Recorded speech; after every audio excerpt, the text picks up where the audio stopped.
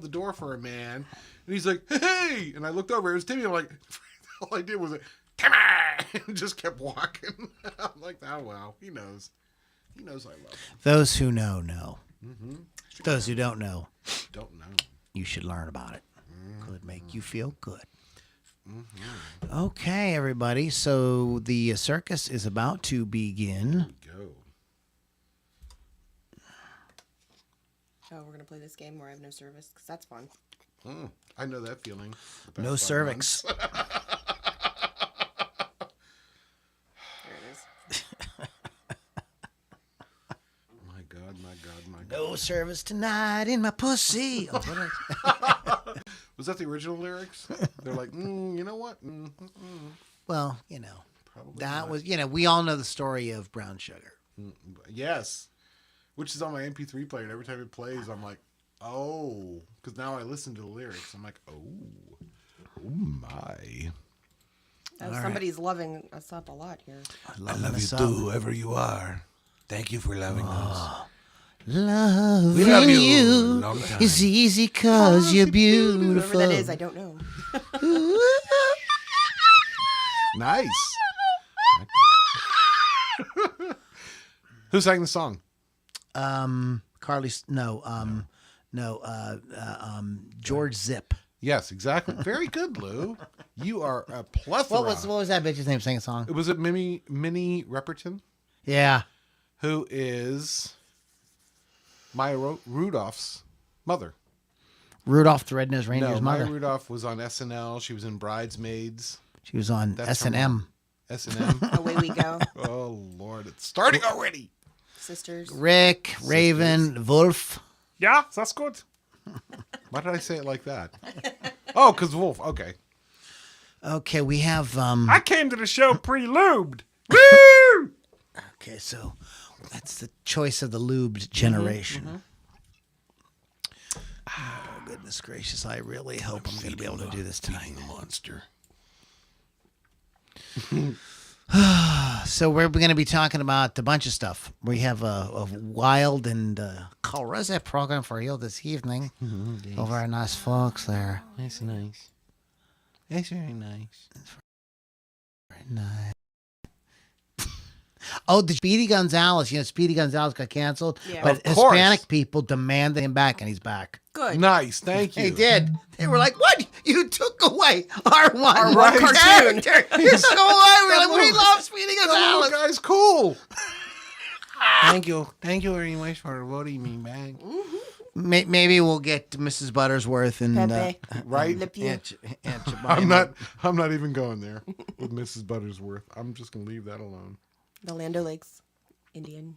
Native Yeah, American. she should, because when you never mind. Oh my goodness gracious! When you Reed move her knees up, City, it look like Michigan. her boobs. Yeah, I'm just saying. Rockin' Ricky. All right, Rockin' Ricky. We got Hello. Rockin' Ricky. Okay. Hola. Hi, All right, Rick. so we are getting kind of warmed up. We're getting well lubricated. Yeah, half my drink's gone already. Can't imagine why. I don't know. All right. So I got my notes and I gotta get my theme music going here for next time. Okay, let's all check our microphones. Okay, you ready? Hold ahead. on, let me see where I'm gonna be. All right, testing, Yeah, testing. do it like that. Yeah, testing. Normally talk like I normally talk. Sure. And there oh, it is. look at that. She called herself Lil, but Wow. everyone knew her as Nancy. You know what that's from, right? Yes. I don't think Lily knows Oh. what it was from. News. Yes, I know that song. Do you? I have all those CDs. That I don't CDs. listen- She has all the CDs. Well, all right, enough I said. They had were the big- they were CD. Don't feel They were bad. very seedy. They're very They're seedy. CD. What did they do on this day? Well, we'll get to that later. Of So, course well, we so we will. have Everything. we have a rich and varied show for you. We're expanding and doing a lot of stuff. So yes, we're going to be talking about the Audioslave thing, but Yes. we've got lyrics with Loudini. Yeah. We have an interview with where we have a we're going to be meeting. Excuse me. Yes. Our oldest podcast listener. Interesting. We have This Day in Music. We're going to be new and notable. I mean, we got a lot of stuff going, so we got to get started here. I can't dilly-dally. I know that you guys like me to dilly. And And they like Lily to dally. yes, exactly. So while I am dillying, she's dallying, and it wish I just knew turns what into that a whole meant. thing, you know. I can show Then you there's all. later. Then there's, Ah, you knew it was coming. okay, I heard they say the mics are all good, Thank so you. I Thank you, think Chris. that is our cue to. Chris. Oh God. Would you like a Robitussin lollipop?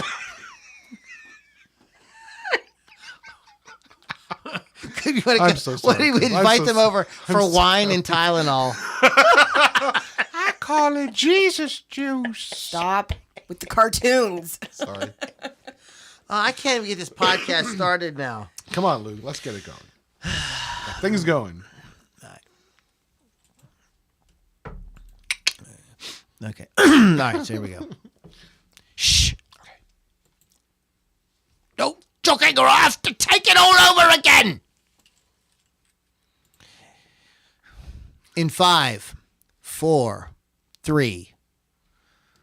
So if you took everything that was cool about Led Zeppelin and Black Sabbath and then had like 30 years of like great rock history behind it, I think you could safely say you'd probably come up with Audioslave. Get ready to rock out with your talk out. It's the Loudini Rock and Roll Circus.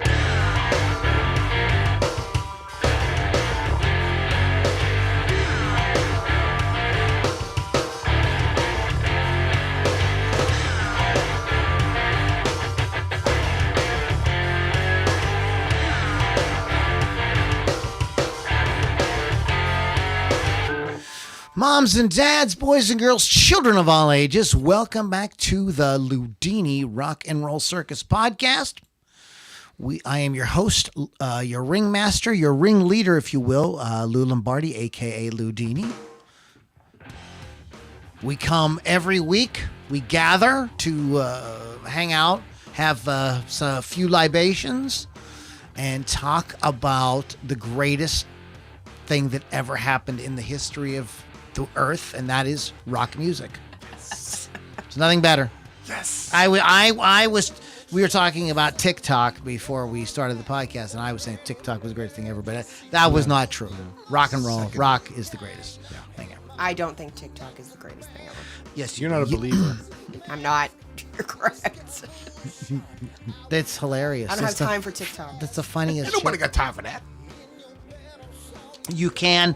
I have started out with the 100% on the phone and was watching TikTok, all the way and then down. I was like, "Oh man, down at like 5%. Like, what happened?" That's why I was like, calculate. "Oh, it's 4 hours later." Exactly. That's what happened. 6 days later, it's like, I better shower now.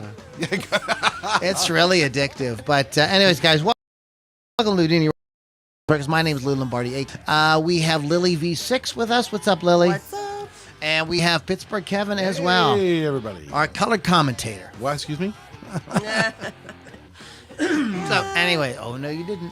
So, but yeah, and our website is loudinirockandrollcircus.com and loulombardimusic.com. Check it out. This is how you get involved with our inner circle. You'll hear us talking to some of the folks in the live audience today, and that's one of the benefits of being in the inner circle is you get to be in the live audience. What's So the word that's looking for? Benefits. Yes. one of the benefits. So we become friends with benefits. Oh. Silly. Not without dinner. How first. it goes. Not with that dinner first? Oh. Anyhows, guys, Wolf's Customs is where you want to go for that awesome refinish on your musical instrument, bass guitar, electric guitar, acoustic guitar, drum set, whatever you do. They do awesome custom finishes that will really stand out, and it'll get you some notice there while you're up there on the stage. You know, after when you're like the 11th band, that's playing that night, and people are kind of nodding off. No matter what you do, you come up there with a Wolf's Customs guitar, you're going to be happening. You want to go to wolfscustoms.online or just find them on your favorite social media site. RockRageRadio.com. Why do I mention that? Because that's where you download the Rock Rage Radio app, where you can hear great music programming like this 24/7. Imagine having the Loudini Rock and Roll Circus 24/7. Get Oh out my of here. god. That would probably make you want to kill yourself. Rock I'd be exhausted. Rock Rage Radio, however, will not make you do that. There's a nice variety. It isn't. But yes, we are part of the Rock Rage family and have been for a while. And speaking of Rock Rage Radio, we have a Lily V6 is a Rock Rage Radio on-air personality. Lily, what do you do on Rock Rage Radio? Well, my show involves about 80% of unsigned bands, 20% of mainstream bands, and I also have interviews and I do event announcements locally and not so locally. So that's what I do. 6 p.m. Eastern Time, Thursdays. Okay. So please check that out and enjoy that. I hope that you do. We have a big show for you guys today. We are going to be reviewing. This is our second. This is our time of the month. It is our time of the month. Where we get together and we talk about an album. So we're going to be talking about, this is the Audioslave debut album, just self-titled Audioslave. And this is the very first album we have done for this century. Wow. We're moving up. Yep. So, in my mind, Audioslave is still a new band. Right? Yeah, it's sad. Since they've been broken up for like 15 years. We also think the 80s is still 20 years ago. So. Right, yeah, exactly. Anyhow, It's not.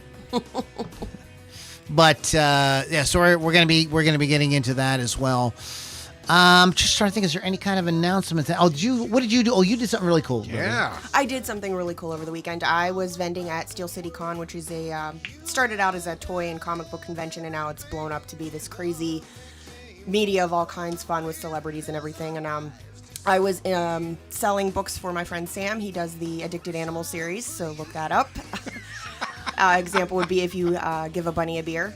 Yeah. And I met Christina Ricci and Anthony Michael Hall, which was super fun for me. So yeah, good times. Give a beaver a boner. Or that. That'll be next. That's next. Clearly. Did you see me putting that together? Yes. I smelled some smoke. Yeah. You smelled the happening. smoke coming up.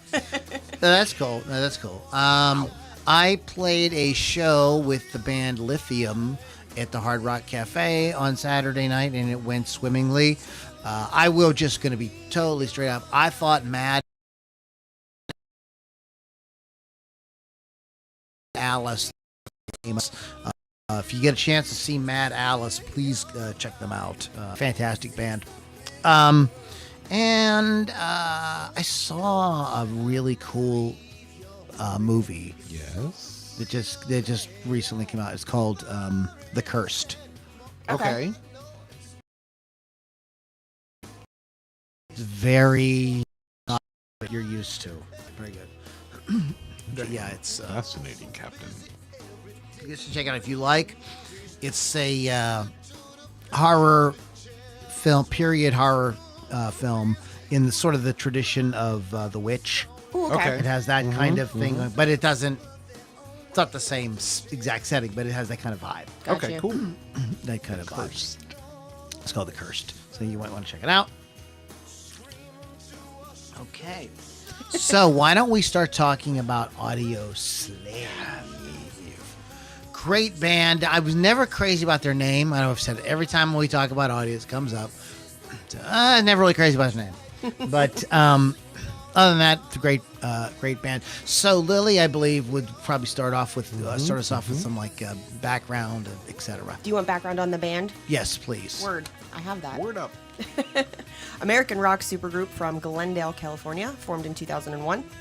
Four-piece band consisted of Soundgarden's lead singer and rhythm guitarist Chris Cornell, which we all know, with Rage Against the Machine members Tom Morello, Tim Comerford, and Brad Wilk. Did I read that right? Yes. Yes. Critics first described Audioslave as a combination of Soundgarden and Rage Against the Machine, obviously. But by the band's second album, it was noted that they had established their own separate Rage identity. Against the Garden. Yes. They, Lou mentioned earlier, Black Sabbath and Zeppelin, they sort of created their sound by blending the 70s hard rock sort of stuff with the 90s alternative rock, and a little bit of 60s funk, soul, and R&B. As with Rage Against the Machine, the band prided themselves on the fact that all sounds on their album were produced using only guitars, bass, drums, and vocals, with emphasis on Cornell's wide vocal range and Morello's guitar solos. They were together for 6 years. They released 3 albums, receiving 3 Grammys, sold more than 8 million records worldwide, and became the first American rock band to perform open-air concert in Cuba. Cuba. Gooding Jr.? Yes. Uh-huh. Yeah, he was that there. too. They reunited to perform at Prophets of Rage anti-inaugural ball, which took place on January 20, 2017. Cornell's death later that year precluded any chance of further reunions. So, no more of that. Yeah, it's really hard to be in a band when you're dead. Yes. Well, people still try to make it happen, so there's that. Yeah, there is a We can make a virtual hologram. Ronnie James A nice hologram. Dio tour going on. Holograms can't get COVID, can they? No. You never know. Oh. You never know. The original idea for the band's name was Civilian, but it was dropped when members found out that it was already taken. Morello later discredited the story, of course, contradicting Comerford and Cornell, as commented that Civilian was mere circulating at the time. That could have been the new original Civilians. The original Civilian. I hate you. Audioslave's musical style has generally been regarded as hard rock, alternative metal, post-grunge, and alternative rock. I already said that, didn't I? No, hard rock. I said hard rock. And they were all that hard. I did say hard. All of Audioslave's lyrics were written by Cornell, while all 4 members as a band was credited with writing all of the music. And they felt that their style was more collaborative and satisfying than Rage Against the Machines, which was usually a battle of creativity, as we all know. So, there it is. Okay. Let me fill you in on a few fun tidbits. I love tidbits. Some doodads. Rage Against the Machine had a falling out with Del Rocca, and Of course. so they were looking for another singer is what they were doing. And they did audition other people, including the guy from Cypress Hill. Yes. Really? Yes, Okay. I did know that. And they were not sure what to do when Rick Rubin stepped in and said, you guys should work with Chris Cornell. And he said, I'll go ahead and produce it. So, so Tom Morello's like, we don't have a singer. We haven't written any songs, but Rick Rubin is ready to produce us. Right? So he says, this must be like a good sign. That's a good sign. And they had known Chris and they had respected them for sure, and him for sure. And he says they got together and they just jammed. Let's just jam, you know. Uh-huh. And they just immediately started writing songs. It was they could tell like after very few minutes that this was going to be something really, really good. And there it was. And then, you know, when they officially put it together, they wrote something like 20 songs, like, 2 weeks or something like that. Because they were just that spirited. 21 that- songs, yeah. 19 days. Yep. Yeah, that's it. 21 That's songs in crazy. 19 days. I knew it was 21 and 19. I couldn't remember which Right. one. Was it 19 songs, 21 days? Anyways, either way, it's impressive. Great. There's just amazing chemistry. When I heard that this was going to happen, I don't know. I don't think I'm like super smart, but I was like, this is going to be amazing. I just knew that it was going to be great. And a lot of people were like, it better be. It really was that the first album, their debut, a self-titled album. I would say for the most part, it's all killer, no filler. There is stuff that did not get on the radio, but I was listening to it today, and I believe the first 8 songs you heard, they weren't all necessarily like big Right, hits, but you Right. heard you them. heard them on the radio. So that's like pretty big for a band of that era too. That was like really saying something to be able to do something like that in an era where like that was that early 2000s was where people starting to question, do we even put out albums? And all that. So it was a real triumph for those. Yeah, just absolutely killer. Do you have something? How do you want to go through this? Do you want to do some songs? How do you want to? I have stuff to read for the album as well. Okay, If you'd why like don't to- we start with that when we get to that? Alrighty. Then. First released November 18th of 2002.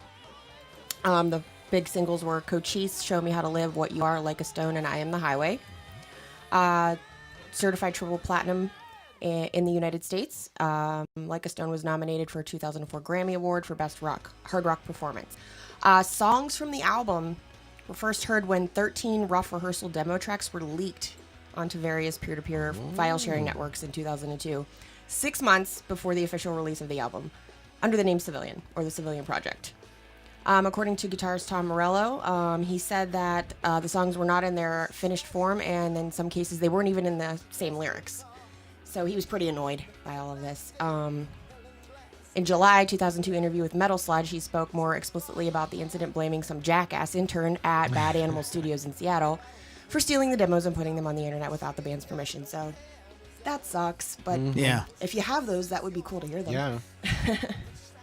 Yeah. So the band was nearly derailed before the album's release because Cornell was going through some alcohol problems, and a slot in the Ozfest tour was canceled. During this time, there was a rumor that Cornell had checked himself into drug rehab. He later confirmed in an interview with Metal Hammer that was conducted from a clinic payphone. In a San Diego City Beat article, Cornell explained that he went through a horrible personal crisis during the making of the first record, staying in rehab for 2 months and separating from his wife. That was all fixed, so he remained sober until shortly before his passing in 2017. The album was released on November 18th, 2002, November 19th in the United States. And then they toured through 2003 before resting in 2004 to record the next album. They received mixed reviews. Some critics didn't like the group. They said they were uninspired and predictable. One critic described Cornell's lyrics as complete gibberish and called the producer, Rick Rubin's work, a synthesized rock-like product that emits no heat. On the other hand, other critics praised the supergroup style, reminiscent of the 1970s. Yes. Ranked number 281 in the Hard Rock Magazine's book of the 500 greatest rock and metal albums of all time.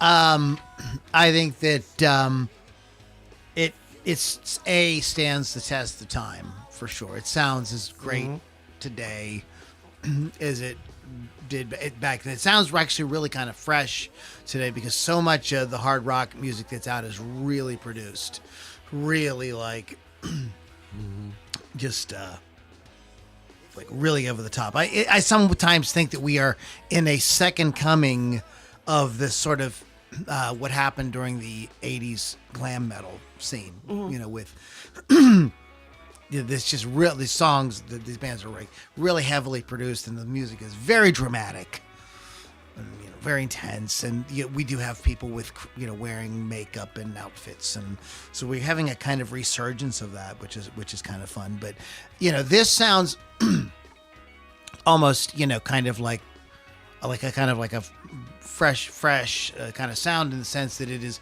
very stripped down and very like it like those four guys were standing in the room playing. Right, just jam. It kind of has that sound. So it's not something that a lot of bands do today when they put out their records. Most bands are going for more of a like super produced type sound. So this would really stand out. But the riffs, the songwriting, of course, Cornell's voice, my goodness. This guy was, you know, comes out in Soundgarden, and you can, you know, he does the Temple of the Dog thing, and he's just thunderous singing. You know, I kind of always thought of him as a kind of Robert Plant of the 90s, you know. Yeah, You know. And then I think that he sort of like lived up to that with you look at what he did with all his solo stuff, where he kind of strips it down and does more of a singer-songwriter kind of thing with, you know, not so much of the big rock thing. And then he gets in Audioslave and no, I still do the big rock thing, and he does that. And they tour with Guns N' Roses. I mean, Andy's pretty spicy to look at too. So if you don't like to sing, he's got a good. Yeah, I apologize. Soundgarden toured with Guns N' Roses. I do not know if Audioslave ever toured with Guns N' Roses. I apologize about that. I misspoke. They're doing the whole big rock thing now. Chris did have a lot of issues with drugs. Did you know what is his cause of death? That's a great question because I never actually knew. I heard that it was drug related, and then I heard some controversy about that. Why don't you take a I quick will look go at ahead that and research that real quick. check that out? But he had a very interesting lyric style of writing lyrics, where he would hear the music and then just know what the words should be. Wow. He would just start, he would. Tom Morello said he'd never seen anything like it. As they would start playing, and he would just walk up to the microphone and would pretty much have the song. Wow. They would go back, of course, and clean, change this a little bit, change that, go back. He might sing it like every time they recorded it, like I think 10 times, might have 10 different lyrics each time, but the seeds of what he wanted to put together were there, But Okay. Around 12:15 a.m. on May 18th, 2017, Cornell's bodyguard found him unconscious in the bathroom of his hotel room. After performing a show, he was lying on the floor with an exercise band around his neck and blood in his mouth. The cause of death was officially ruled as a suicide by hanging. Nothing in his system, and the coroner, after the toxicology report, it still was death by suicide. Wow. Yeah, when he got clean. Oh, let me finish this thing about the music first. We'll get back to that in a second, but that was the kind of singer he was, and I've seen guys work like that. There is something to that, to just kind of like really getting into. But he said that was he said that he had been, because he had written so much music, that's why he wasn't like trying to think that he was doing anything super magical. Right. It's just that's because he had wired. he had been doing it so long that he says he really felt like he had the lyric right thing. He says he felt the key was to just don't like overthink it too much. Just kind of go with the gut on it. So yes, that's right. It was a suicide. It was not drug related. There's a lot of controversy around his death, just like there's a lot of controversy around Kurt Cobain's death. There's even controversy around Lane Staley's death, but we're not going to talk about that. And this is a typical thing, right? With everybody, with everybody who dies, the 27 Club, the whole thing. There's always some anecdotal thing that makes you go, is that really what happened? And then all the conspiracy. Yeah, and the conspiracy. But it makes it kind of, and it makes these people even more of a legend than they already are. So it's like kind of a fun thing to kind of go with, even though it is also kind of morbid. But I don't want to tell tales out of school, but I just will say this. I was close with somebody who was close with Chris's family. She had Chris's mother's cell phone number. They texted each other, and his current wife's number. And they did not believe that it was a suicide. So they said that they didn't believe it was a suicide. Wow. So who knows? I mean, he struggled his whole life with depression and anxiety. He was agoraphobic at one point. When he was young, he was abused as a child. And he started doing drugs at a very young age. And I don't mean to sound like your mom or your dad. But he's gonna. But your brain, when you're like a teenager, your brain isn't even done developing, and it's scientifically shown that like when you start doing drugs at that age, it definitely has lasting effects of that.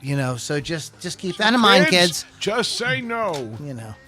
I'm not telling you what to do. I'm just saying that's just the thing. But he said that he felt that was part of the issue too. That he had started doing drugs so young. So he had a lot of issues with depression and anxiety. And at the time, in the 90s, it still wasn't like today. We know, like, it's really a thing, that people are being treated for it. They know what to do. They have a lot of medications, etc. You can, whatever you think about that, that's your business. But at the time, in the 90s, the 80s and 90s, it was still like, get over it. I have bad days too, up. And he's quoted as saying that, like, So I'm sorry, this is not an exact quote, but I read a quote of his that said that he could be happy and doing great and everything goes like, but just wake up one morning with like a darkness around him. Yeah. And we don't know, so whatever. So, he also struggled with that. So the suicide thing on that side of it fits as well. Mm-hmm. Yeah. And when I hear stuff like that about somebody who was self-medicating with drugs and alcohol most of their life, you just kind of wonder if maybe he would have stayed on drugs and has been as depressed. I don't know. Now he's contradicting himself. Yeah. So maybe you should stay on drugs. I don't know what to say to do. Don't listen to Lou. Nope. All opinions expressed by the Loudini Rock Roll Circus are not endorsed by the Loudini Rock Roll Circus. But yeah, they were he was a kind of a lost kid at a young age until his mother bought him a snare drum. And like Dave Grohl, he started out as a drummer. Yep. That was his thing. He wanted to be a drummer. And so he fantasized that he would just become a really good drummer and that somebody would come knock on the door and say, hey, our drummer broke his leg. Yeah, we want to go on tour with us, So it was, his kind of interesting journey. And then, a few years later, they're on tour with Guns N' Roses in Europe and playing to like 40,000 people. Right. Yeah. So Crazy. Yeah.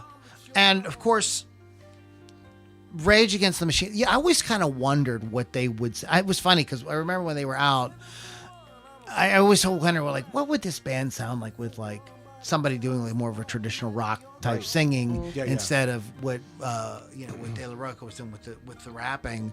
And I got to find out. We all got to find what you out. wish for. So it was a very cool thing. One of the other important things about Audioslave is their guitarist, Tom Morello. And I would probably say he was on the, probably one of the last guitar heroes of the sort of like era of big album rock and big tours and all that. I think that you'd put Tom Morello, kind of in the sunset years of that. As a guitar hero. He's ranked number 40 in Rolling Stone magazine's list of 100 greatest guitarists of all time.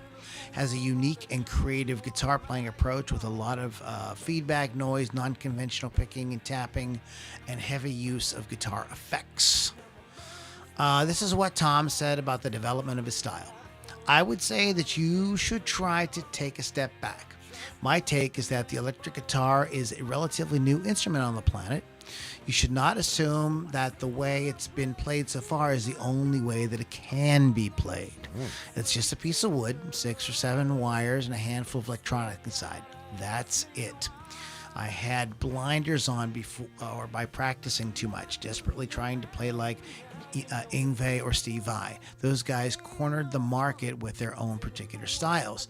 I wanted to have my own style. You could look at it as I didn't want to just run on the same treadmill as them.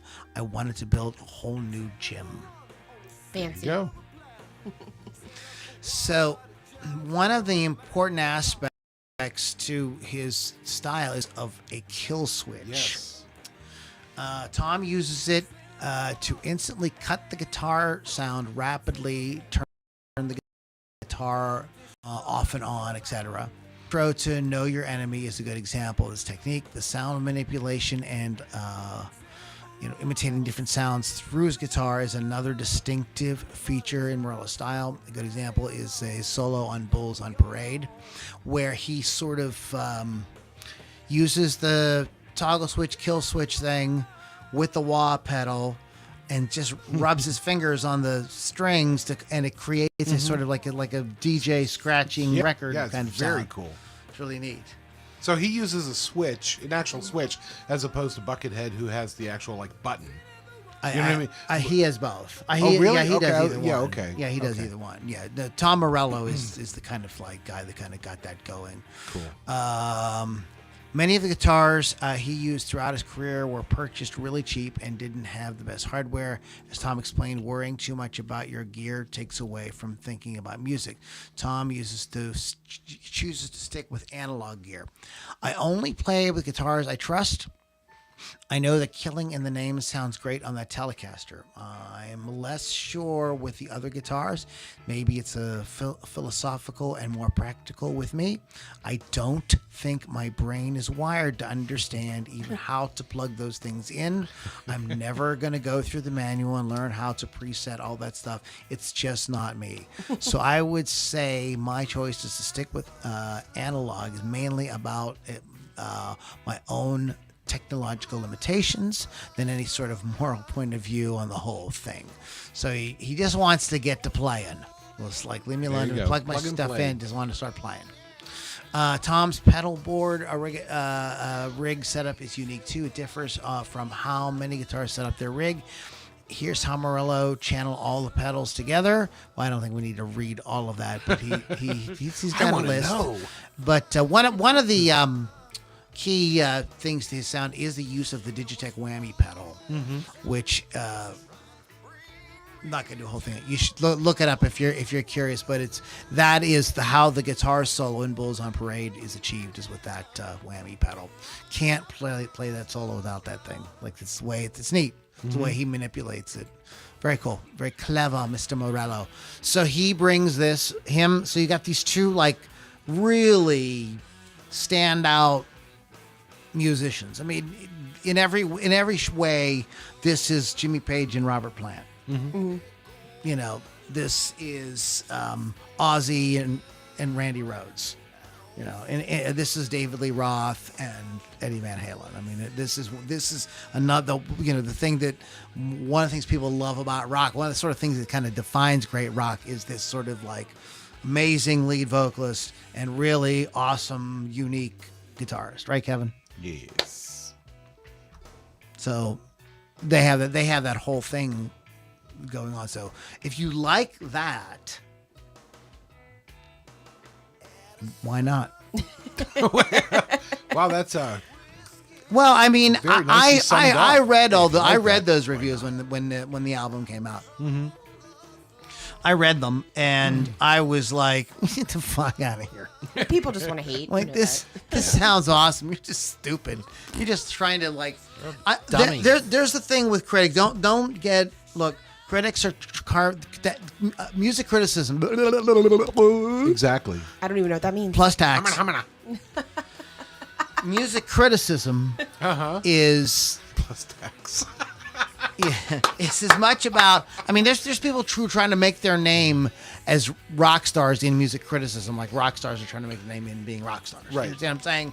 So there's a whole entertainment side to it, and so you know these Lester Bangs. Lester Bangs. He's not him, but Robert Christgau. Current Lester Bangs. He hasn't been around for 50 years, but he said Bangs. Those guys, you know, these guys they're trying to like kind of make a name for themselves and be like shits or smart asses. Yes. But they're so good at it. Yeah, and there's some great ones on YouTube too, so don't miss that. Like this, a lot of stuff is really funny. So they picked on it, didn't like it, whatever. But I think that it totally stands the test of time. And we'll just kind of wrap it up with that. I don't know what else to say about it.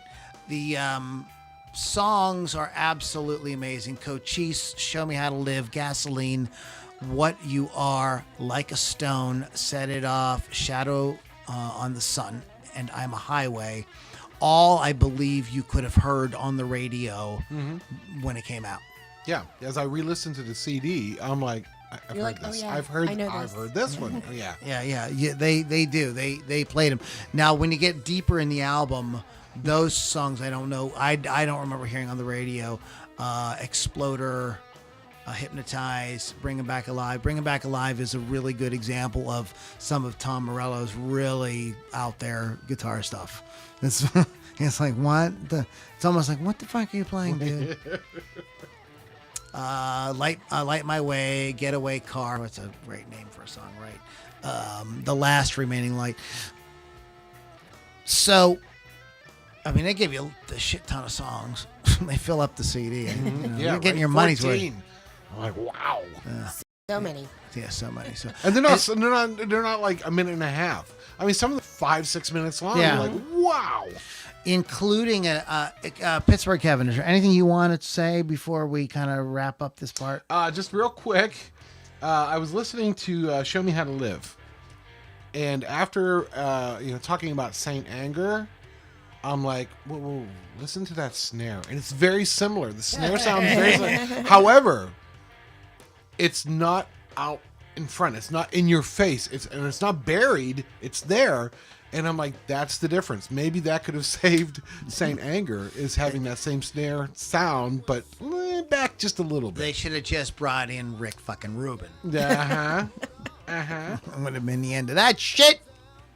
But the thing I really liked about this album is, unlike most rock and roll, it's riff-driven. You know what I mean? Right. I mean, it's not like a bunch of guys strumming chords, right? I mean, the songs are riff-driven. They're, you know what I mean? Yeah. And I thought that was very cool. Yeah, that's Tom. That's you know that what Black I mean? Sabbath, Led Yeah, Zeppelin exactly. thing And I'm going like, on. that's Yeah. really cool. Yeah. So there are beautiful, tender moments on this record. It's not just all bashing and smashing. No. And so since we're here, we're just going to we're going to get into our lyric section today. And I want to talk about Like a Stone, which this is a song that was, they won a Grammy for this song. Not that that means anything really, but only to say that it did work its way in addition to being an awesome, beautiful piece of art, it also worked its way into the pop consciousness. Okay. So it has that kind of going for it as well. I'm going to go just and go through the lyrics and try to do something nice with it. I'm not gonna like. We're behind you all the way. I'm not gonna You shit. can do it. I'm not all gonna day shit all long. over it. I won't do it. Do the thing. So this is Like a Stone. On a cobweb afternoon, in a room full of emptiness, by a freeway, I confess, I was lost in the pages of a book full of death.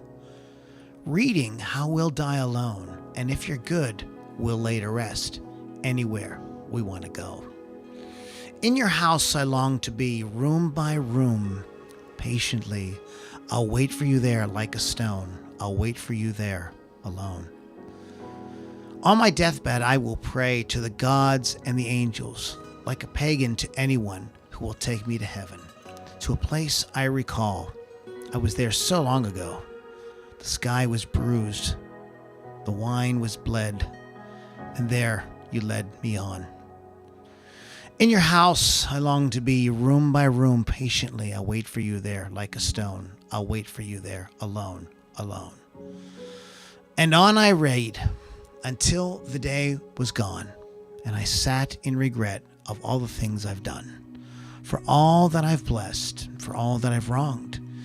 In the dreams until my death I will wander on. In your house I long to be, room by room, patiently. I'll wait for you there like a stone. I'll wait for you there alone. Alone. Oh, that was so nice. It's a touching sentiment. It really is. I was listening to an interview with the band, with Audioslave, and I do not remember if it was the bass player or the drummer was saying like he had thought that the song was about him waiting like for a woman. Mm-hmm. And he asked him about it. He goes, no, man. He says, it's about death. Mm-hmm. It's about waiting to die. Yeah. Wow. And so not only was Chris this great rocker, good looking guy, right, Lily? Mm-hmm. Mm-hmm. He had something to say. He was, And he, it just kind of came from like a personal place in him. This is something that Tom Morello said, that one of the reasons he enjoyed working with Chris, because his songs work personal. They were this. They weren't. He wasn't trying to like necessarily preach some kind of message. It was just, a personal feeling. Yeah. There is. I'll put a link to it in the show notes. On song meanings and facts.com. There's a article that sort of breaks the song down. But by like in like 3 sections. So you might want to check that out. But I just want you to hear this one part about the title and the chorus. That brings us to the title and the chorus, in which he states he will be waiting in the addressee's house like a stone. This section of the song is very ambiguous, as it contains a couple of variables. For instance, who the addressee is exactly is not specified, but based on the overall wording of the tune, it would either be a deceased friend or the being he anticipates will judge him in the afterlife. And considering that who he is speaking to is never specified, that also raises questions as to where this entity's house is actually situated. For example, it can be a physical location or a supernatural one in the spiritual world. So this is just a kind of another sort of interpretation of the song and of the lyrics and how deep you want to go with it. So that is not all the lyrics with Loudini are going to be like goofy and silly and funny and silly. Sometimes we have, if it's a great reflective song, it is a great reflective song. It's a really beautiful track. Right. So, Lily, anything else you want to add to the situation? That's all I got on the situation. I did want to add that if you do play Guitar Hero from back in the day, Tom Morello's level is really, really hard to beat. It sucks. I remember having to go through that like 27,000 times. That's a throw your controller at the TV kind of moment. Or actually, it's not a controller, it's a guitar. Yeah. Mr. Schrader's favorite student checking in. Who's that? That's Thomas Blodgett. Is that Tom? Yes. I knew who it was. I mean, I don't know who that is. Hamburger cheeseburger. He knows what that means. Okay. I hope still. Oh my goodness. What's up, Tom? So,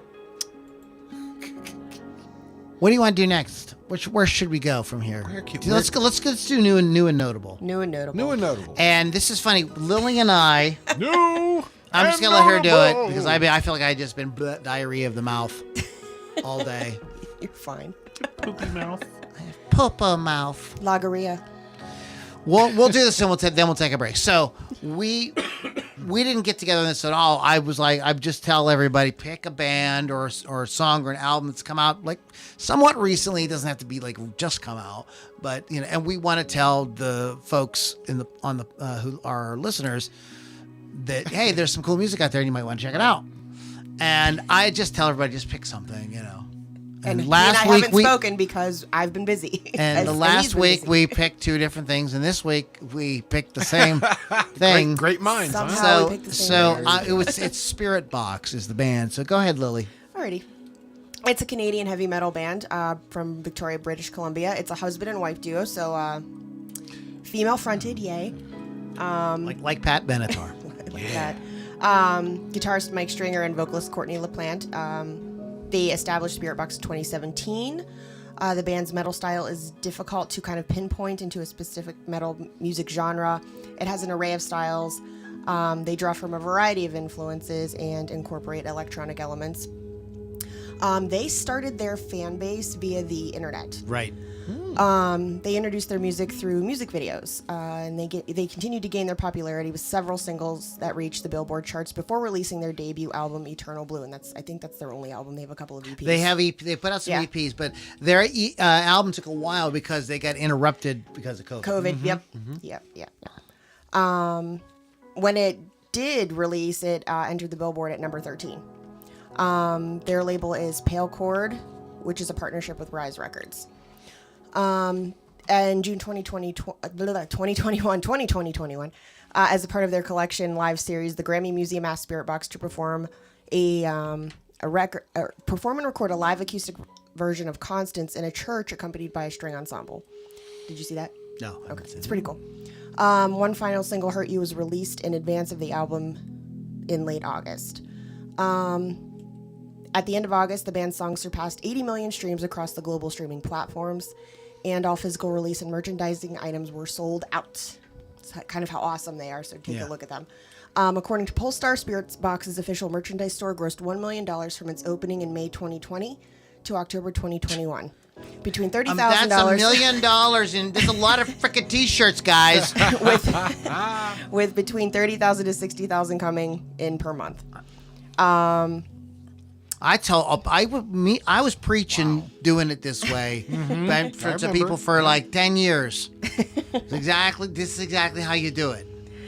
This is how we do it. Wow, we're never doing that. Critics have described their style as metalcore, post-metal, progressive metal, alternative metal. They have all the metal. It's all the metal. All the metal, all the time. Exactly. All nude, all the time. What? Just kidding. All the original hits by the original artists. They embarked on this. They've had some really bad luck. They embarked on their first tour in February 2020, supporting After the Burial in Europe, though it was canceled partway through due to COVID. Exactly. Yes, their second tour in July 2021, supporting Limp Bizkit in the U.S., was also canceled. This aborted tour with Limp Bizkit led the band to many unexpected expenses.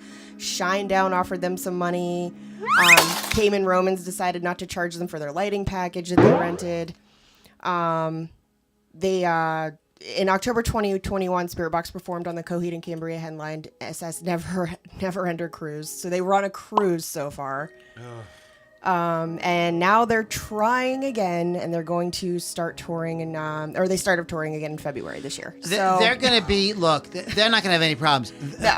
Octane plays Circle with Me like it's almost like in back days when the radio would play a certain every hour on the hour, Yeah, song, remember that? Yeah. Mm-hmm. And they are really playing that song a lot. And I can't remember. I think it's Shannon Guns. It absolutely loves them. They're fantastic. Loves them. She preaches them all the time. And this was a good example of something that came on. I was like, yeah, it's okay. It's okay.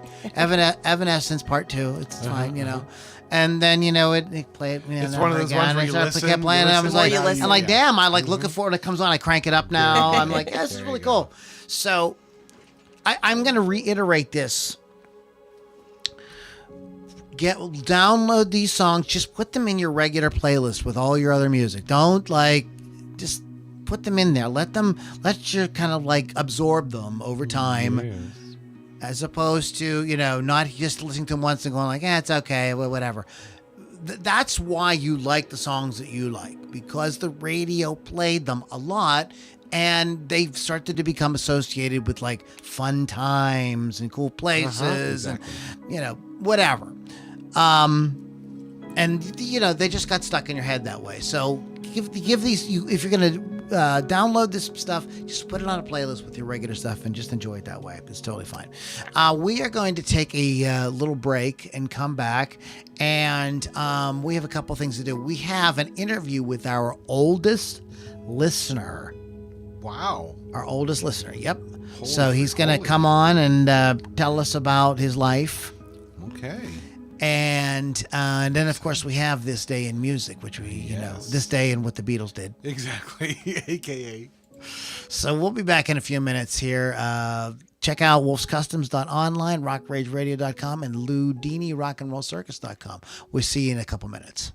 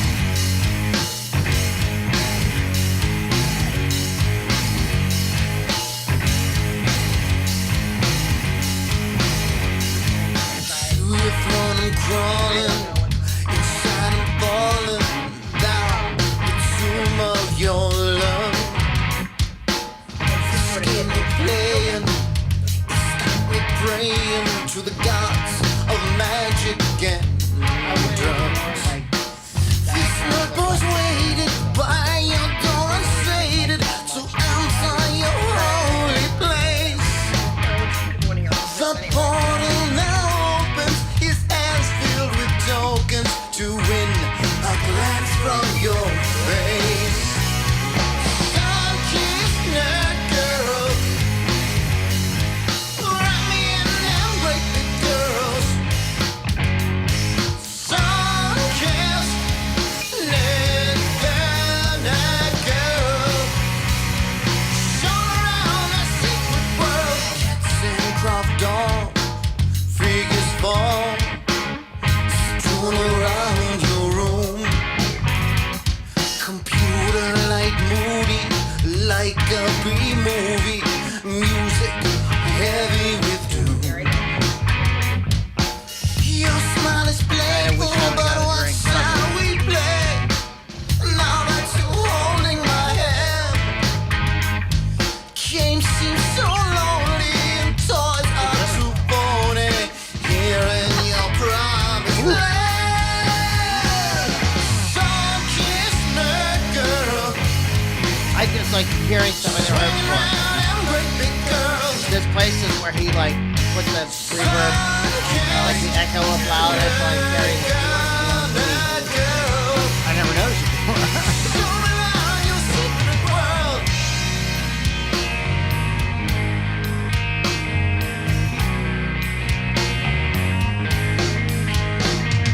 That's the key. That sounds good. He's doing it. Yeah, I actually talked to him today.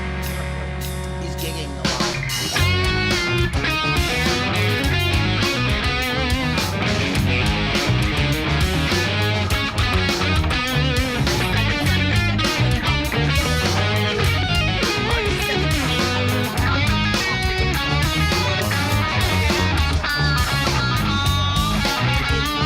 Sorry. I'm not a huge Iron Maiden story. Fired.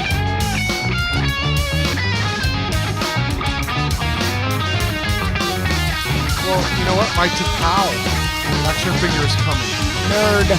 Thank you. Your Honor, I rest my case.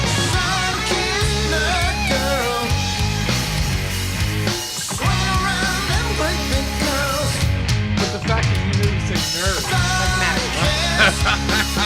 I've dated nerds.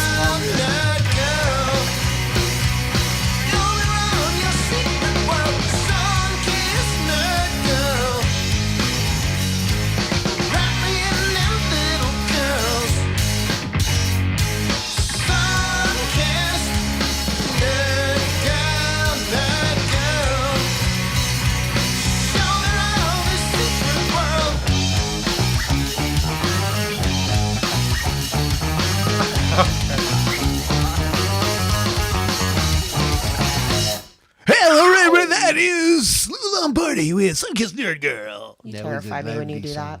I love that song very much, you see. Yeah, better night. Oh, sure. Better. If you like that, please go to LouLombardiMusic.com. Get on the list, and you find out about no music at all the time. Night, no, very good. Very good. Very good. See, Stand What's you. wrong with that? it's just too much. Oh, I'm drinking Corona, so I expect it. Too much Where's the recession. tequila? Recession. Tequila? Okay. Tequila, You man. don't want me drinking tequila. I get on the bar with my big white shoes Kill and ya. start dancing. After I say, I'm trying to use the phone. Oh boy. yeah, you don't want that. I tell you what, I'm just gonna come clean. Oh, what? I'm not actually gonna. Really? Finally? I'm gonna come clean. A lot of scrubbing. I never had tequila until just like I don't know about 10 years ago. Uh-huh. I was at the Needs Hotel, and I went to hear yeah. Oh, I know. Turbosonics with Slim. Yes, Slim I Forsyth. knew you who you were going to I say. love the turbo. And I was sitting at the bar, and there was this very friendly couple there, and they were buying me shots of tequila. Why is it always a friendly couple buying you shots of they were tequila? nice. Like that's a thing. By the way, That's those happened to me. photographs are on the internet right now if you'd like to check them out. So before we interview our oldest man,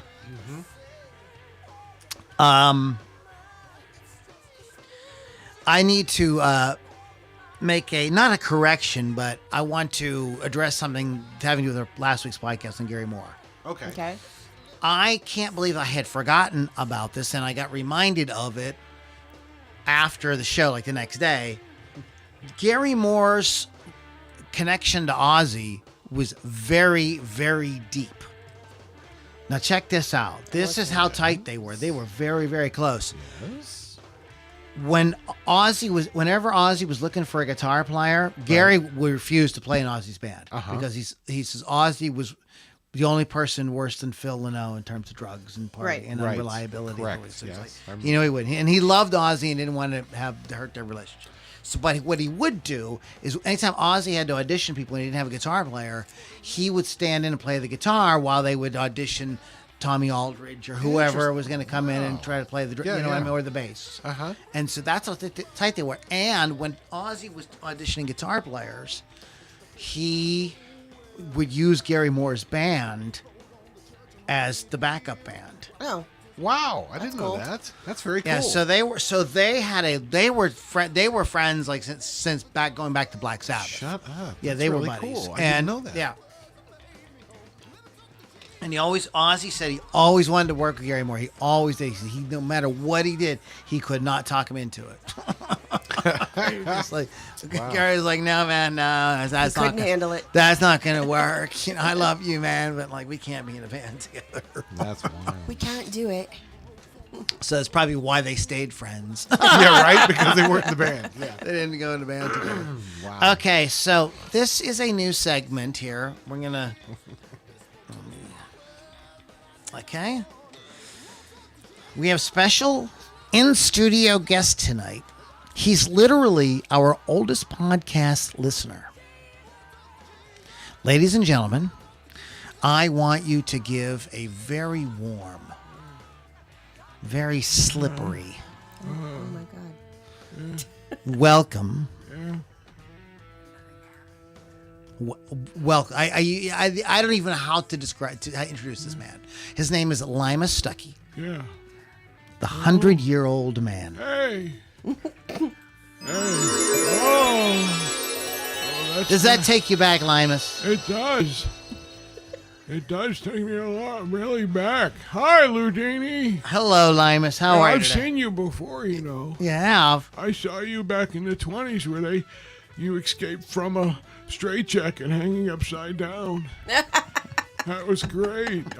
You had more hair then, Loudini. Oh, sorry Wait a about minute. that. I guess being 100 years old, you don't have the self-control. Sorry about that.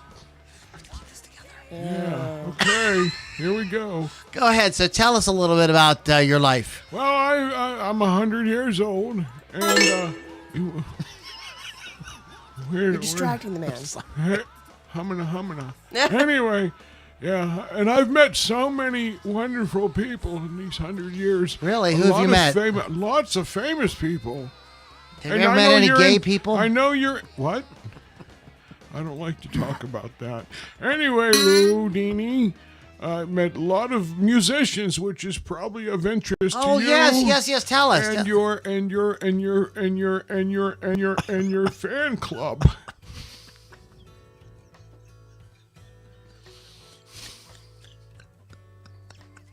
So, This is why. why don't you tell us about some of the musicians that... Well, you were asking earlier about Charles Berry. Well, you know him as Chuck Berry. Charles Berry. Well, he's kind of informal. He's very formal back in the day. But I was friends with Chuck Berry You were. in St. Louis, yeah. Loudini, Yes. I was there when it all started. Oh, again. Sorry. Anyway, Loudini, I was there when it all started. I remember it like it was yesterday. It was... You all right?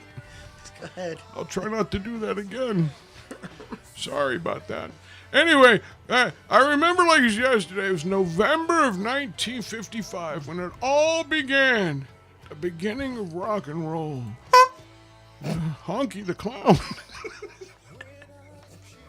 Honky, settle down. Anyway, Chuck Berry. Chuck had invited me. Excuse me, I'm crying. I miss Chuck so much. Chuck had invited me over to his house for a couple of cosmopolitans. Okay. See what I did there? I see. What little winky winky? And Chuck was complaining. You know Chuck. He's complaining. He did all kind of handyman work, and he just hated that stuff. And you know what he wanted to do, Lou? What did he want to do? He wanted to play music. Really? He wanted to play music, but he wanted to play a certain kind of music that would, that both the white kids and the black kids would like to listen to, and he just couldn't do it. He just couldn't get it together. Why not? He just couldn't get it together. Okay. And then it happened. Yes. I was there, Lou. Dini. That's a weird last name.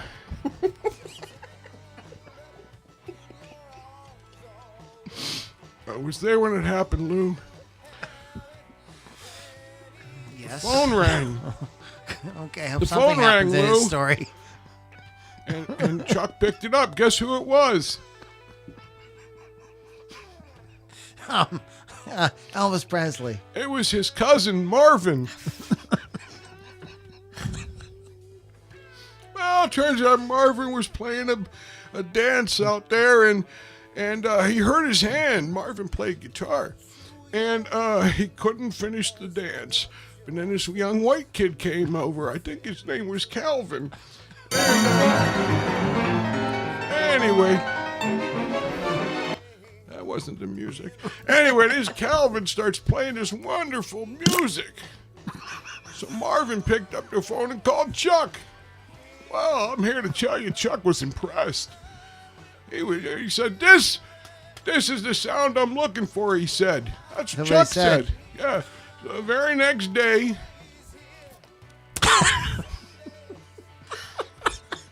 Chuck, listen here. Chuck went out and bought a 1958 Gibson 345 at Norman's Guitars. They weren't rare back then. It was just Norman's Guitars. And he started writing this new music. Now, Chuck was very excited, and he said, "Limas, I'm going to call this Rock'em Sock'em music." And I said, "Chuck, that just sounds like a bunch of robots punching each other." So, I suggested rock and roll, and damn if that didn't stick. That whole rock, and that's how Speaking of sticking. rock and roll started. And I shit you not, I was there. I don't know. I was there. That was. Okay. So that's exactly what happened, Loudini. All right. Oh, Limas. wait a minute. Hold on now. Hold on now. Hello there. Oh, God. Hi. I didn't see you All right, there. everybody. Limas. Hold on now, Loudini. I'm 100 years old. I'm not dead. What's your name? Lily. Millie. No, Lily. Like Millie. a flower. Oh, Lily, when I look at you, you know what I say? Oh, God, I don't know. Hubba, hubba. Oh, my God. I don't know how to take that. Thank you. Anyway, well, Loudini, thank you for having me over. I hope I can come back and tell you about some of the other people I knew in my life. Yeah, that's never going to happen, but thank you for coming over.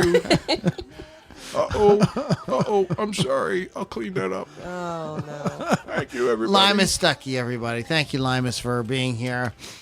Not really. Oh, my God. What happened this day in music? Not that. Not Any that. comments you want to Not mention that. there? No, nothing different.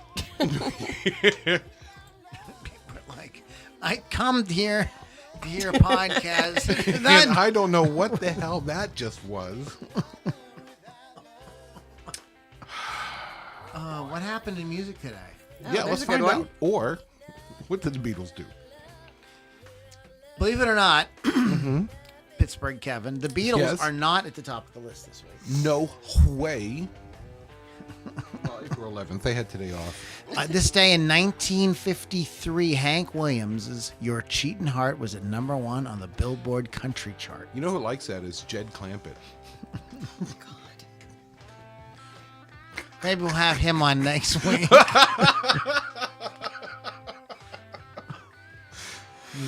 The story goes that Williams was prompted to write the song when thinking about his first wife, Audrey Williams, while driving around with his second, Billie Jean Jones, who was supposed to have written down the lyrics for him while he sat in the passenger seat. The song was recorded. Excuse me. The song was record. What does that mean? What the hell song are you was talking record. about? What am I Recorded. That can't be right. The It's song a was typo? recorded during his last ever recording sessions on, it was a typo that was jacking me up. September 23rd, 1952, and had been released the following year shortly after he died. So it was released posthumously. I hate that word. I know, because it's hard to say. Yes. Without spitting on whoever you're talking to. I say it wrong every time. Oh, why? Released after he did. It sounds like He some. did. It sounds like something you He need. dead. It sounds Pure like and simple. it sounds like, Posthumously, he dead. sounds like something you need a moist towelette. All right. Enough. Clean up. Exactly. You know. You guys, by the way, we did come up with a name for our house band. Oh, Lord. What is it? Chokes on Dick. I need a drink. Lily, ladies and gentlemen, You Lily have finally done it. Lily has left the studio. Way to go, Loudini. Oh, Come back, Lily. she will. She will. Oh, that's hilarious. Jokes. Chokes on Dick. Does it at least have a cool spelling? It's all one word. Yeah, all one word. Chokes on Dick. Exactly. Okay, it's not an original name. It's a reference to a character on South Park. What? Well, that's why I don't know Miss, it. Yeah. Miss Chokes on Dick. That's. There's their I think that's Czechoslovakian. Isn't it? Chokes on this. Yeah. Chokes on Dick. We are choked on Dick. I think that would be so awesome. Wowza. Okay, now these is like brothers from different mothers. Elvis Presley, this day in 1956, traveling from Amarillo to Nashville, the plane that Elvis was flying on developed engine trouble and was forced to make an emergency landing. The incident created fear of flying for Presley. I get it. Oh, yeah. This day in 1961, we still haven't talked about the Beatles yet. Okay. Bob Dylan played his first live gig in New York Okay. City Hey. at Gertie's Folk City, Gertie. opening for John Lee Hooker. Oh, Jenny Lee. Still no Beatles yet. Okay. Wow. 1963, this day, Gary and the Pacemakers were at number 1 on the UK singles charts with How Do You Do It, the group's first of 3 UK number 1s. Wow. Now we can get to the Beatles. Oh, finally. You were worried. I was. I'm like, did they not do anything? That would be something. That would, Well, that would even be if it was like, newsworthy. George Harrison wiped his ass today. They would have it on there. He had a tuna sandwich. On this day, 1964. On this day in 1964, the Beatles set a new chart record. When they, check this out, this is crazy. I like this. I knew When this they one. had 14 songs on the Billboard Hot 100 all at the same time. Holy shamoly. The songs range from Can't Buy Me Love at number 1 to Love Me Do at number 81. Wow. Crazy. A whole lot of loving going on there. Yeah. I mean, that's... Wow, that's crazy. on this day in 1965, Tom Jones performing at the New Musical Express Poll Winners concert at London's Wembley Empire Poll, England. The Beatles, the Rolling Stones, Tom Jones, Freddie and the Dreamers, the Animals, the Kinks, Herman's, blah, blah, blah, okay. Everybody. Just like everybody performed and somehow they put Tom Jones. Maybe they just felt What- like they what needed to year give was some that? Tom Jones love or something. 65. It's 1965. Well, let me say something about Tom Jones here for just a second. He's a fucking badass. It's not. You think? Yeah, you think. It's not unusual. About to be loved by any- No, this dude's a fucking badass, man. He sings the blues like you cannot believe. There, that's my 2 cents, and I'm sticking to it. I like that. Yes, Tom Jones is awesome. Love Tom Yes. Jones.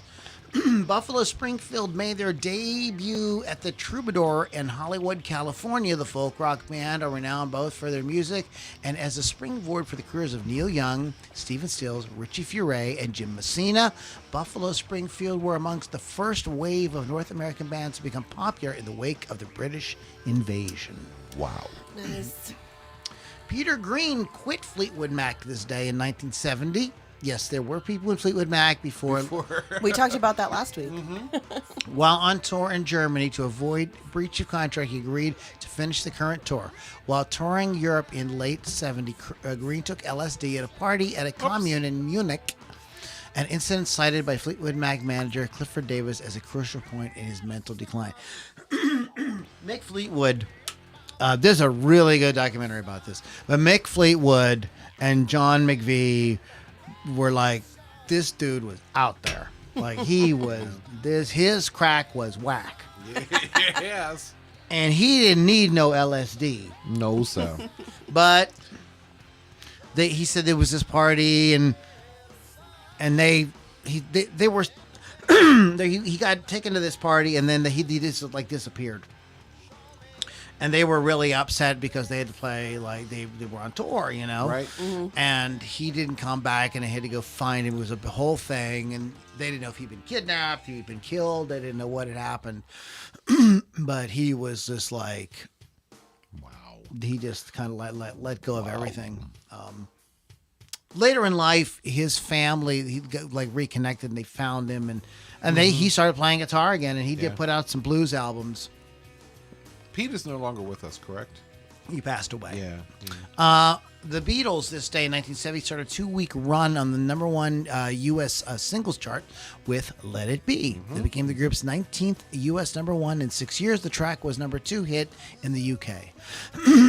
Speaking of the Beatles and their rivals, the Beach Boys. The Beach Boys appeared at the Omni Coliseum in Atlanta, Georgia. The Beach Boys were at a very low ebb in popularity in America, and this show proved a financial disaster for the promoter with less than 3,000 tickets sold for a 16,000 seat capacity venue. Ew. Opening act was Mother's Finest, and a middle bill was Bruce Springsteen, who played a 60-minute set.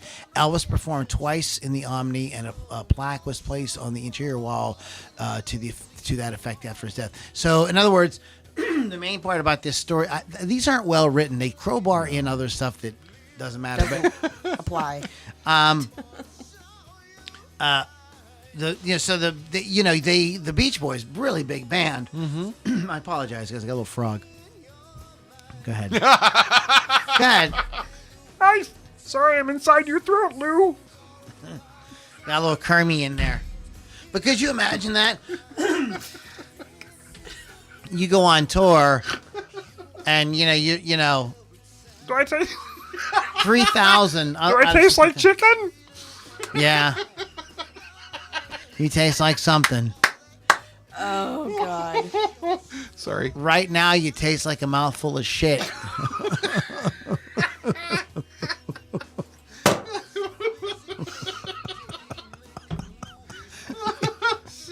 What did you do? You were tuned in when you came in, so I don't know what you were doing beforehand. Apparently, I need to prelude before I get. Yep, there you go. All right, guys. All right. So We Come on enough now. of that. that's Luke, enough bring of this. Bring us back. Can we please wrap this goddamn podcast up? This is like the podcast that would never end. We're going to a new world record for the longest podcast ever. I won't stop podcasting. I'm going to stay on here. Can you imagine if we had to do that? Alice Cooper played to an audience of 40,000. Before Beach Boys played to 3,000. Alice Cooper played to 40,000 this day in Sydney, Australia. Pretty cool. There you go, then. Eddie Van Halen married actress Valerie Bertinelli this day in 1981. Oh. Seems like yesterday. It does, doesn't it? No. Not really. This day in 1994, Oasis released their first single, Supersonic. We got a few birthdays here before we say goodnight. Neville Staples, born this day, 1956.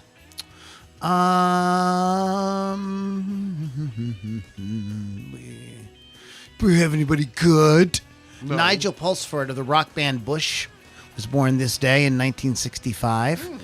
And Lisa Stansfield, remember her? There you go. Sure. The only song by hers I know is that All Around the World. Yep. You know a song, Lily? I don't know if I do. Sing it. All around the world and I can't find yeah, my baby. I do know that, Yep. yes. It's There kind you of go, kind see? of like poppy, jazzy Yeah. kind of thing going on. Oh Lord, I don't see Nobody anything. else. Not April really. 11th is kind of sucky. Nobody, yeah. Kind of sucky. Yeah. Guitar player Tom Thacker from Sum 41 was born in 1978. All right, sure. Oh, why did I think he was older than or younger than me? DJ Fresh was born this day in 1970. Yo, yo, yo, oh, yo, yo. Joss Stone. Okay. Oh, That there was you the go. remember That's Joss something. Stone Yeah. had like 15 minutes there in the early 2000s, like because this is going to be the next Aretha Franklin, and they paired her up with all kind of like Yes, Mick I Jagger remember. and all this stuff. And Joe Bonamassa did a record with her and all kind of yes. people, And then what happened? Yeah, I don't know. What happened? She fell off the planet. Yep. Apparently. Yeah, yeah. Oh, well. I know it was a cool thing that happened. I remember get really like Yeah, you're like, happy ooh, that like that cool. kind of music was like on the radio. Yeah. I thought it was very cool. So those are the birthdays for this day. Oh, that's better. Yeah, sorry about that, guys. Those are the birthdays for this day in music. So I hope you got, and we also put the link in the description. What's cool about this day in music? You just go to thisdayinmusic.com, just bookmark it, and you It's just that easy. it updates with your computer. So whatever. Oh, that's cool. Day, Oh, you know, that's cool. just so you don't even have to put that. But if you Wow, want to that's cool. search for a specific day, so Oh, boy. let's put in 12. Uh-huh. Well, how do we do this now? You don't know, do you? Oh no, day here. What would be the 31st? Oh, whose birthday is that, Lily? I'm not going to be on there, so it's not even important. That'd be awesome if you. Oh my God! Wouldn't it But be I'm cool if just you I'm were? just saying. Just say we wanted to know God. what happened on December 30th. On my birthday. It's On- not December 31st. It's just my birthday. For anyone who wants to know when that is, you Or can some send me gifts. Gifts. Yeah. Monetary. So the Kinks made their live debut. Let's see. The Monkees started a 7-week run at number 1 with "I'm a Believer." Uh-huh. Paul McCartney filed suit against the rest of the Beatles. Fuck them. Fuck those Beatles. This day in 1973, AC/DC made their live debut when they appeared at the Checkers Bar in Sydney. Perfect. So whatever, So Is there it gives nothing you all kind Beatles of. specific on that one? Oh, this is the day that Def Leppard yeah. Rick Allen I didn't know that. lost his Oh, arm. lost his arm. Oh, wow. Yeah. He didn't lose it jerking off either. Like everybody keeps saying that's not what happened. That would be fascinating. Could you imagine losing your arm Fascinating, jerking off? Captain. You jerked off so much you lost. Oh, damn it! Not again! Oh no! If you say that, what happened? You'd need like an artificial implant. Okay. We can rebuild him. We can make him faster than he was. Oh my God. Exactly. Able to chew milk bones and so never. Oh, boy. Oh my goodness. So next week we're gonna do something Completely different. completely personal. Oh. This is just gonna be purely our opinions. We'll see if anybody will pay attention. Oh, boy. It's kind of terrifying. So I will just withhold for now. Oh, a little tease. So, anyways, guys, thank you guys so much for hanging out. RockRageRadio.com is where you can hear the Loudini Rock and Roll Circus as well as Hot Licks with Lily Six. And what is that again, Lily? It is Thursday, 6 p.m. Eastern Time. Just go to rockrageradio.com or download the app for free on your phone. Easy as that. Sweet. Easy peasy. Sweet. This week I do have Jeff Carlson on interview. So Oh, cool. Mr. Carlson. That's not him. Cool. Awesome. That's about it, Pittsburgh. Kevin, is there anything you would like to add before we wrap up for today? No, but thank you for asking. Thanks for asking, buddy. All right, guys. So, okay. I think that's pretty much it. Then. I think so. Can we say that's a wrap? I for think it's today? a wrap, It's a folks. wrap. Well, guys, we had a lot of fun as always. Shout out, of course, Audioslave, great record. If you haven't listened to it, go check it out. do it. Absolutely. And listen to Spirit Box. Listen to Spirit Box. Yes. Going up to that spirit in my box. The spirit in her box. There's no spirit in that box. Wow. You just assume, when I mentioned the box, Lily assumes I'm talking about her box. Because he was. It was not. Wasn't talking about mine. I'm just saying. All right, guys. You guys have a great week. Stay free, and we'll catch you all on the next Loudini Rock and Roll Circus.